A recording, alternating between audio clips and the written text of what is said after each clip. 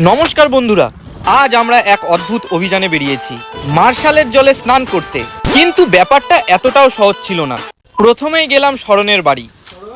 চলে এসেছি প্রেসে, শরণ প্রেস অফিস। ওকেই সঙ্গী করে শুরু হলো আমাদের মার্শাল অভিযানের যাত্রা।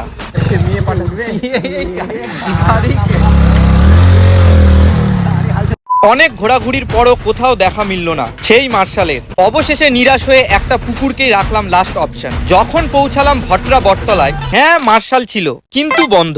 মনটা একদম ভেঙে গেল। এবার আমরা ঘুরেই যাচ্ছিলাম সেই আমাদের লাস্ট অপশনের কাছে। ঠিক তখনই দূর থেকে ভেসে এলো এক চেনা শব্দ, মার্শালের শব্দ।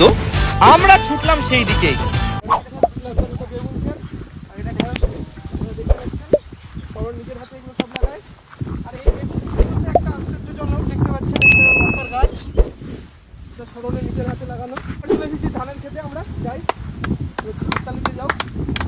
এখানে হাততালি দিচ্ছি, যদি কোনো সাপ বা পোকামাকড় থাকে তারা যেন পালিয়ে যায়।